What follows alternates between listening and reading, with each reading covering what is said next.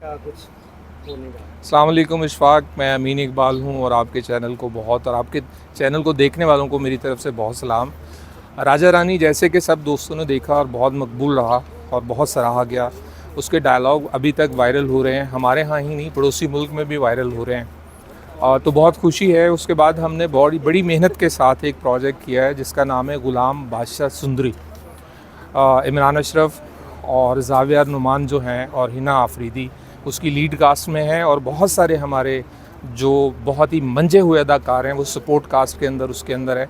कहानी बहुत डिफरेंट इसलिए है कि बहुत अरसे से कहानी को शहरी आबादी और ड्राइंग रूम से निकाला नहीं गया था, तो पहली बार शायद बहुत सालों के बाद ये देखने का मौका मिलेगा। और दूसरी बात यह है कि सिंबलिज़म में मेटाफोरिकली कहानियाँ कहने का टीवी के ऊपर रवाज कम हो गया है, तो इसमें बहुत सारा ऐसा सिंबल है जैसे टाइटल से आपको ग़ुलाम बादशाह और सुंदरी समझ आ रहा है कि कितना अलामती ये नाम है, इसी तरह कहानी में भी वो सब कुछ मिलेगा। बहुत महंगा प्रोजेक्ट है और मैं इसे मेगा प्रोजेक्ट इसलिए नहीं कहूँगा कि मेगा जो है वो बहुत ज़्यादा अंडर कॉमा नाम हो गया है, लेकिन बड़ा महंगा प्रोजेक्ट है। बाबर जावेद की ये प्रोडक्शन है और प्राइवेट सेक्टर के अंदर इस तरह के प्रोजेक्ट को डिज़ाइन करना और बनाना आज की दुनिया में काफ़ी मुश्किल है। मुझे लगता है कि बाबर ने इस सिलसिले में बड़ा इनिशिएटिव लिया है, जब आप लोग देखेंगे फिर ही बता सकेंगे। इसमें इमरान अशरफ बहुत दिनों के बाद आपने फ़िल्म उनकी देख ली है, लेकिन जो किरदार वो अदा करते रहे हैं आज तक वो कैरेक्टर एक्टिंग है। चाहे आपने भोला की शक्ल में उनको देखा हो और या अभी आप मासूम में उनको देख रहे हो, तो वो एक कैरेक्टर को अडैप्ट करते हैं। एक हीरो किरदार उन्होंने बहुत कम किए हैं स्क्रीन के ऊपर, बल्कि ना होने के बराबर किए हैं।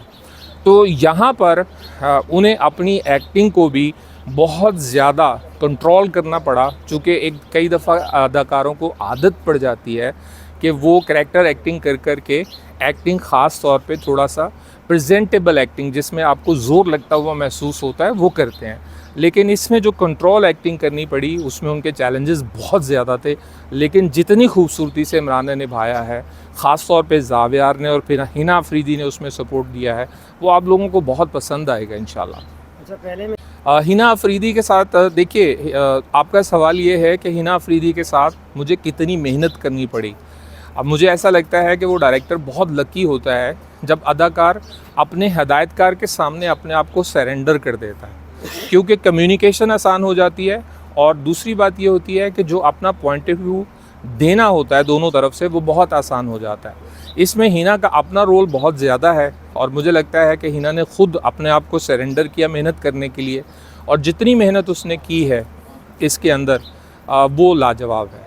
अच्छा, दूसरी दो और 2018 में मैंने एक कॉलम लिखा था कि चूँकि हमारी प्रोडक्शन जो है इस हवाले से इशफाक साहब महंगी हो रही है, जिसकी बड़ी वजह यह है कि जो हमारे स्टार पार है, उस स्टार पार के साथ जो टीमें इन्वॉल्व हो रही हैं वो हमारे यहाँ ही नहीं दुनिया भर में वो प्रोडक्शन महंगी हो रही है, जिसकी वजह से जो ड्रामा कॉस्ट है वो बहुत बढ़ गई है। और वहाँ पे डायरेक्टर को कुछ ऐसी सिचुएशन कहानी कहने के लिए बहुत ज़रूरी होती है, वहाँ पे कंप्रोमाइज़ करना पड़ता है। जब कहानी कंप्रोमाइज़ होती है तो मुझे लगता है कि किरदार यानी कि स्टार जितना भी अच्छा दिखाई दे रहा हो, वो कहानी का अगर हिस्सा नहीं है तो वो कहानी जो है वो रिलेटेबल नहीं रहती।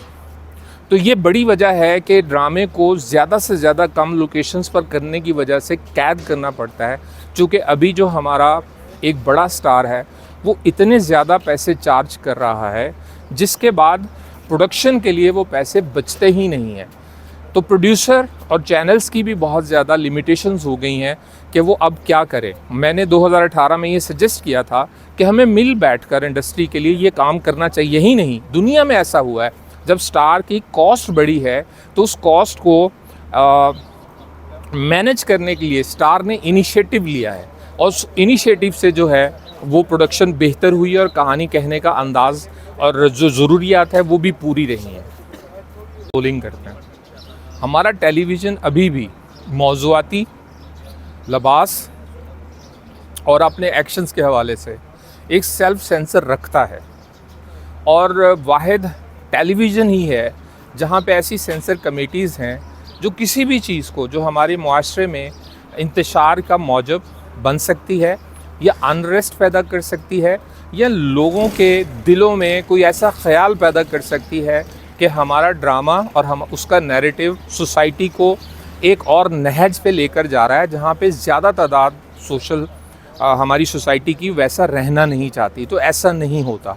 हाँ, कुछ ऐसे लोग ज़रूर हैं जो ये शिकायत करते हैं, लेकिन मेरे ख़्याल में वो दिल में वही ख्वाहिश रखते हैं जो किरदारों को वो देखते हैं। कोई भी किरदार जब अडेप्ट किया जाता है, उसकी शक्ल, उसकी हैयत और उसका लिबास, उसका अटायर, उसकी करैक्टराइजेशन सोसाइटी से बाहर नहीं होती।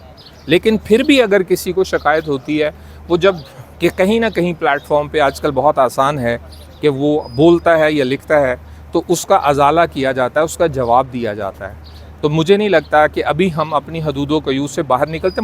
यहीं पाकिस्तान में नहीं, दुनिया के किसी मुल्क में भी पॉसिबल नहीं है कि सोसाइटी नॉर्म्स के अगेंस्ट जाकर आप कोई इंटरटेनमेंट कर सकें। देखिए, मुझे डायरेक्शन के जब चांसेस मिले तो मैंने उसको अडॉप्ट किया। अल्लाह ने उसमें बहुत सारी कामयाबियाँ दी, जिसकी वजह से राइटिंग का मौका नहीं मिला। अब अल्हम्दुलिल्लाह वो मौका मिलने जा रहा है। मैं कुछ चीज़ें लिख रहा हूँ, एक सीरियल लिख रहा हूँ, एक नावल लिख रहा हूँ, एक फ़िल्म लिख रहा हूँ, अपने बेटे महरोज़ अमीन के लिए एक फ़िल्म लिख रहा हूँ, एक मैं पंजाबी फ़िल्म करना चाहता हूँ, वो लिख रहा हूँ। तो बहुत सारी चीज़ें ऐसी हैं जो कि अब लिखने की तरफ भी जा रहा हूँ, और शायद ये उम्र का तकाज़ा भी है कि थोड़ा सा आपको टर्न लेना ही पड़े। जो हमारा ख्वाब है, जिसकी वजह से हम इस फील्ड में आए, वो फ़िल्म मेकिंग थी और फ़िल्म करना था। लेकिन अनफॉर्चुनेटली 2001 के बाद जो हमारी फ़िल्म इंडस्ट्री की हालत हुई, उसके बाद फ़िल्में उतनी ज़्यादा नहीं बनी और लोगों को उतना इंटरेस्ट नहीं आया कि वो फ़िल्म मेकिंग की तरफ आएँ। लेकिन जब तक है जहाँ फ़िल्म मेकिंग के लिए कोशिश पूरी करनी है। महरोज़ जो हैं वो ड्रामा की तरफ ज़्यादा इंटरेस्ट नहीं रखते, वो फ़िल्म्स की तरफ, शॉर्ट फ़िल्म्स की तरफ, इंटरनेशनल फ़िल्म्स की तरफ ज़्यादा रुझान है उनका, और वो उसी में लगे हुए हैं।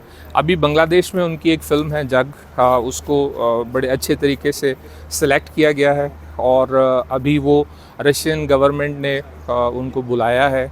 पाकिस्तान से 10 डायरेक्टर दुनिया से बुलाए हैं, उनकी सिलेक्शन हुई है, वो वहाँ पर गए हुए हैं। वहाँ पे उन्होंने एक छोटी फ़िल्म भी करनी है। तो वो चीज़ें कर रहे हैं। तो वो एक अलग दुनिया रखते हैं, उनकी अपनी सोच और अपनी तर्ज का कंटेंट क्रिएट करना चाहते हैं। मैं अपनी तर्ज का कंटेंट क्रिएट करना चाहता हूँ। हाँ, हमारा कभी जाकर कंपटीशन होगा तो मुझे बहुत अच्छा लगेगा। बहुत शुक्रिया।